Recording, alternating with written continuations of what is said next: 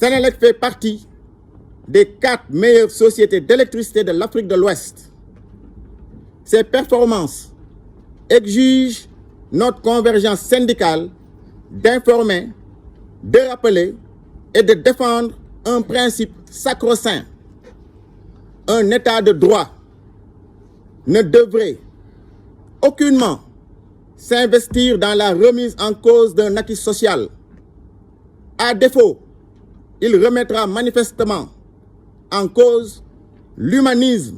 qui consolide l'humain dans sa capacité à progresser. Tout acquis social obtenu par les travailleuses et travailleurs de Senelec est protégé par les textes légaux et réglementaires, légitimé par les performances enregistrées et consacré par l'orthodoxie, voire par les bonnes pratiques. C'est en cela que la convergence syndicale des travailleurs de Senelec a choisi la voie de la responsabilité. Nous privilégions le dialogue, la concertation et la recherche de solutions. Mais ces 3 concepts interrelationnels n'ont de sens que lorsqu'ils conduisent au respect des engagements réciproques et à l'application de la justice sociale. La CSTS informe l'opinion du déroulement d'un plan d'action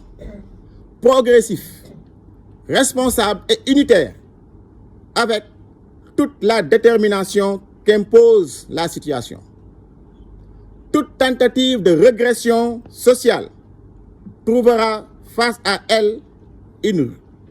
riposte syndicale proportionnelle à la gravité des attaques portées contre nos nobles acquis. Oui.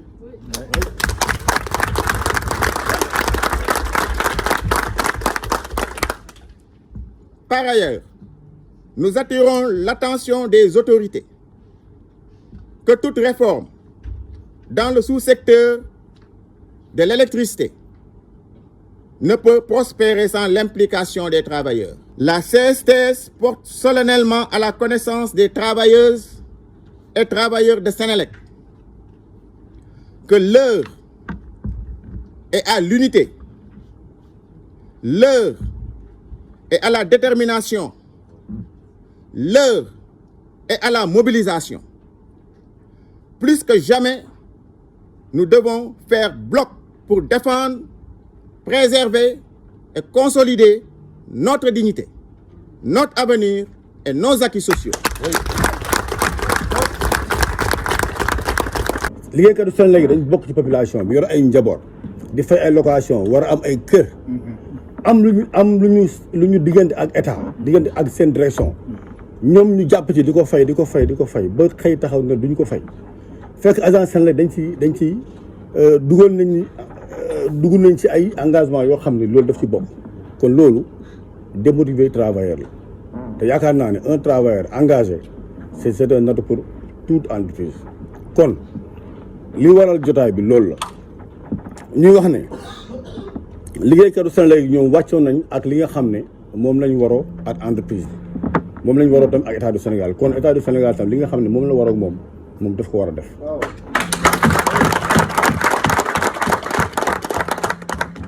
xam nga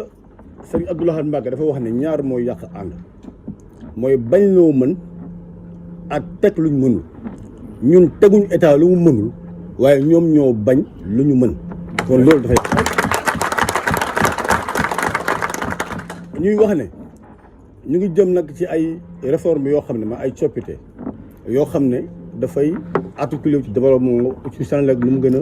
mën a amee performance ñuy wax ne loolu ñun d'accord nañ ci de ñun d'accord nañ Senelec boo am doole d'accord nañ Senelec boo xam ne électricité dafay law dem fu ne waaye d'accord nañ ci dem Senelec boo xam ne courant jot ci day yomb ba kenn du sonn dañ bëgg ak liggéeykat dañ bëgg Senelec boo xam ne dafay am performance dañ bëgg liggéeykat dañ bëgg Senelec boo xam ne courant dafay yomb ba nga xam ne climatiseur du nekk di confort ñu loolu lañ bëgg lépp lu ñuy xeex mooy courant yomb am dem fu nekk ba pare daal yomb dem fu nekk waaye loolu nag day jaar ci ay système yoo xam ne buñ koy tëgg te ñun fekkewuñu ko yaakaar naa du mën a nekk ndaxte nous sommes 3400 et quelques agents tey ñun si guddi ak bëccëg si lii la ñuy liggéey kon mënuñu def lenn loo xam ne ñun suñu xalaat du ci bokk su boobaa du yoon. sama camarade dafa wax léegi ne si ay performance ñu ci cité yenn bu yàggul rek en 2011 Senelec day am ay puissance ay 760 mégawatts am na sax si sous région bi ñoo xam ne fa lañ toll ñun tey dañ doon génte ay 1 giga te dañ ko dépassé si diir bu gàtt ñu dem ba tey démb rek on a fait 1342 mégawatts ñun foofu lañ toll tey nga xam ne léegi réseau bi dafa maye Sénégal foo dem ci région boo dem Sénégal am na poste haute tension bu mag boo xam ne courant dafay jege ba tax sax léeg-léeg ñu mën a jokkalante ak yeneen dëkk yoo xam ne dans la sous-région di jàppalante ak ñoom kon loolu dafa bokk ci performance yi nga xam ne bu ci travailleurs seen loxo dugul loolu du dem performance yëpp travailleurs seen loxo moom moo ci nekk. kon ñu wax ne daal convergence syndicale bi nga xam ne moo nekk Senelec mooy kuréelu ñeent syndicat yi nekk Senelec nga xam ne ñoom ñoo représenté travailleurs ñoom nag seen taxawaay nekkul rek di laaj déedéet lépp lu ñuy laaj dañ ci am droit suñu àq ak yelleef la waaye dañuy am taxawaay ci Senelec ñun ak yéen population bi ñoo ko bokk kenn du ko yàq kon luñ ciy def ñun dañ ci war a bokk.